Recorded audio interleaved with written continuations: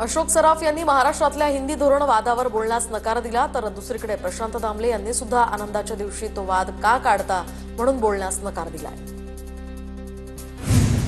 पुणे स्थानकाजवळ महात्मा गांधींच्या पुतळ्याची विटंबना करण्याचा प्रयत्न। काल रात्रीच्या सुमारास घडली घटना। सूरज शुक्ला नावाच्या व्यक्तीकडून हातात कोयता घेऊन पुतळ्याची विटंबना करण्याचा प्रयत्न। आरोपी सूरज शुक्लाला पुणे पोलिसांच्या ताब्यात दिलं। आजपासून बच्चू कडू यांची 7/12 कोरा यात्रा। दरम्यान विठ्ठला सरकारला कर्जमाफी देण्याची सद्बुद्धी दे अशी पोस्ट करत बच्चू कडूंचं विठ्ठलाकडे साकडं। राज्यात पुढील 2 दिवस मुसळधार ते अतिमुसळधार पावसाची शक्यता। पुणे जिल्ह्यातील घाटमाथ्याला हवामान खात्याकडून रेड अलर्ट जारी। पालघर जिल्ह्यामध्ये आज पावसाचा रेड अलर्ट, तर जिल्हा प्रशासनाकडून आज पालघरमधील सर्व शाळांना सुट्टी जाहीर। पावसाचा जोर कायम राहणार असल्यानं प्रशासनाकडून सतर्कता। नाशिकमध्ये गोदावरी नदीची पाणी पातळी वाढली। दुतोंड्या मारुतीच्या हातांना पाणी लागलं, तर गंगापूर धरणातून सध्या पाण्याचा विसर्ग वाढवल्यानंतर रामकुंडातील पाणी वाढलं। इगतपुरी शहर आणि धरण क्षेत्रामध्ये सध्या पावसाचा जोर वाढला। दारणा धरणातून 9,932 क्युसेक पाण्याचा विसर्ग सुरू। इगतपुरीच्या पाणलोटमध्ये संततधार पाऊस सुरू राहिल्यास विसर्गही वाढणार।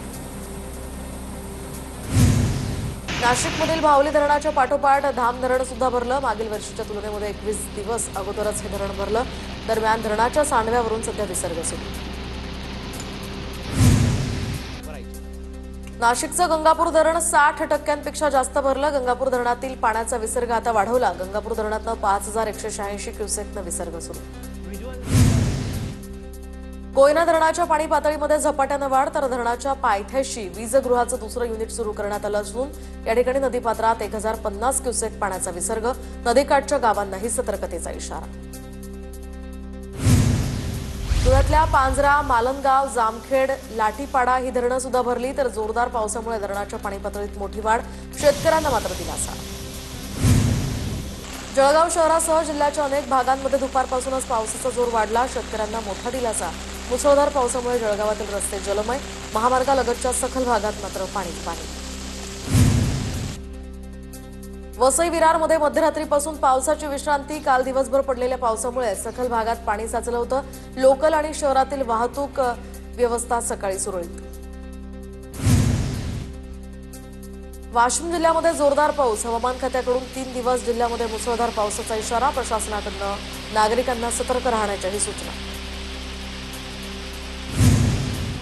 तर तिकडे कल्याण डोंबिवलीमध्ये सुद्धा मुसळधार पावसाची हजेरी। हवामान खात्याकडून पुढील 2 दिवस मुसळधार पाऊस पडण्याचा अंदाज।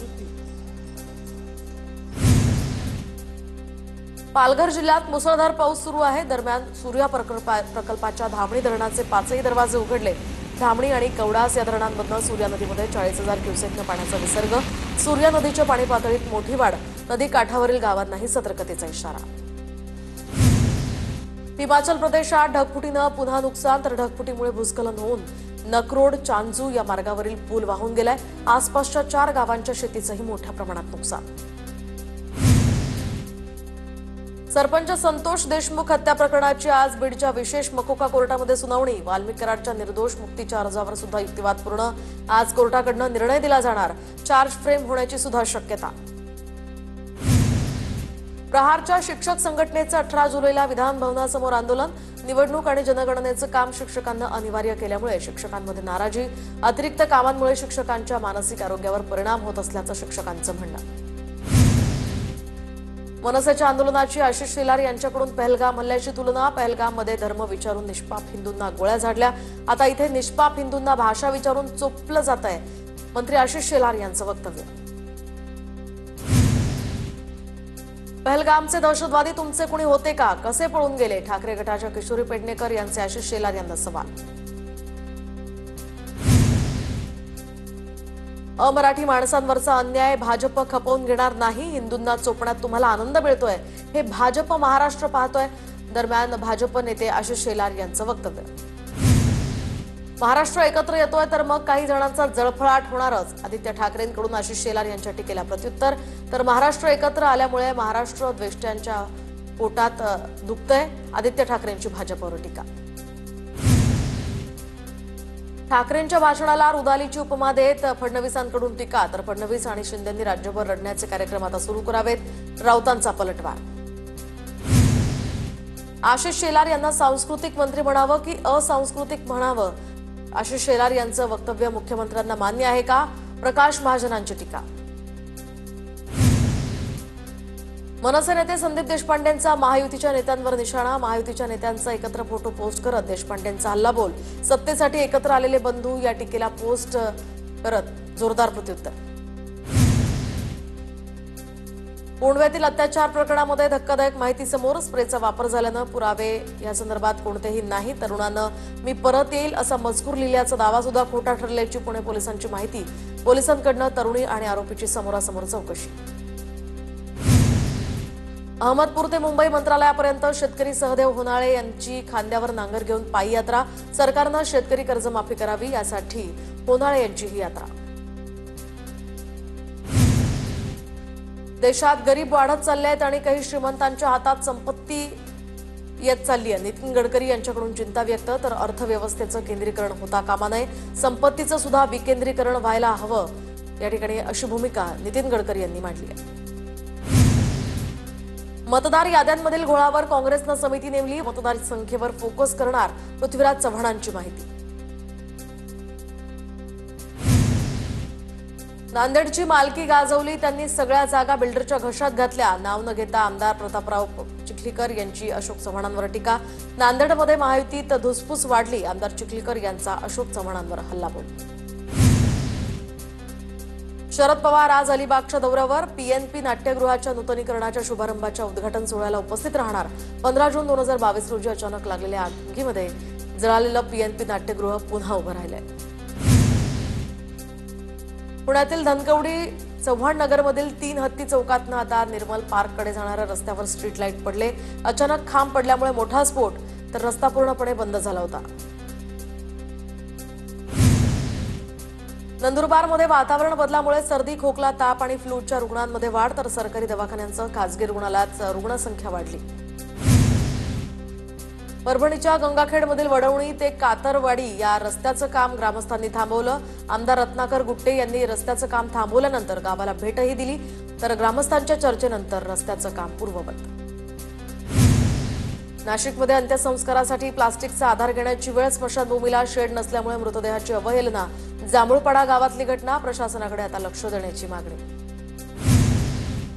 गोंदिया जिल्ह्यामध्ये वन महोत्सव उत्साहात संपन्न, तर 10 कोटी वृक्ष लागवडीचा हा संकल्प, 4.5 लाख वृक्ष लागवडीचं उद्दिष्ट. नवेगाव बांध गुडरी या गावामध्ये 22,000 वृक्षांची लागवड, पर्यावरण संवर्धनासाठी मोठे पाऊल. वसई विरारमध्ये मध्यरात्रीपासून पावसाची विश्रांती, काल दिवसभर पडलेल्या पावसामुळे सखल भागात पाणी साचलं होतं. लोकल आणि शहरातील वाहतूक व्यवस्था सकाळी सुरळीत.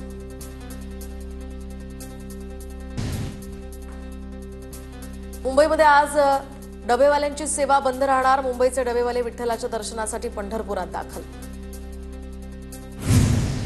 मुंबईच्या टिळकनगरमध्ये अज्ञातांकडून सात्विक हॉटेलची तोडफोड, तर आरोपीनं दगड मारून हॉटेलच्या काचा फोडल्या, ही घटना सीसीटीव्हीत कैद. मुंबईतील रखडलेल्या झोपडपट्टी पुनर्वसन योजनेतील पात्र झोपडपट्टीधारकांना खरेदी विक्री व्यवहारासंदर्भात दिलासा, झोपड्यांच्या हस्तांतरणासाठी अभय योजनेअंतर्गत मुंबईमध्ये महिनाभर शिबिर. रेल्वेच्या तिकीट आरक्षणामध्ये मोठा बदल, आरक्षण चार्ट 8 तास आधीच तयार होणार. मध्य रेल्वेच्या झोनमध्ये 10 तारखेपासून याची सुरुवात होणार. बीडच्या येळंब या ठिकाणी ट्रान्सफॉर्मर वर्कशॉप फोडून 1,80,000 साहित्य चोरीला, चोरीची ही सगळी घटना सीसीटीव्ही कॅमेऱ्यात कैद. ठाकरेंच्या शिवसेनेकडून नागपूर पालिका क्षेत्र संपर्क प्रमुखपदी सतीश हरडे यांची निवड, तर उद्धव ठाकरेंच्या आदेशानं नियुक्ती जाहीर. जात वैधता प्रमाणपत्राअभावी हजारो विद्यार्थी उच्च शिक्षणापासून वंचित, अजूनही 50,000 विद्यार्थ्यांची जात प्रमाणपत्रांची प्रकरणं प्रलंबित. माहिती अधिकारामध्ये आकडेवारी समोर, वेळखाऊ प्रक्रियेमुळे विद्यार्थ्यांचं मोठं नुकसान. बिहारमध्ये मतदार यादीच्या विशेष सखोल तपासणीवर वाद झाल्यानंतर आता निवडणूक आयोगाचा बचावात्मक पवित्रा, तर मतदार तपासणीच्या अर्जांबरोबर कागदपत्र देण्याची सक्ती मागे. दलित नागरिकांचा मतदानाचा हक्क हिरावून घेत असल्याचा आरोप करत काँग्रेसनं या ठिकाणी टीका केली आहे. पंढरपूरहून बुलढाण्यामध्ये परतणाऱ्या एसटी बसचा अपघातात जवळपास 30 भाविक जखमींवर बुलढाणा आणि चिखली या रुग्णालयामध्ये उपचार.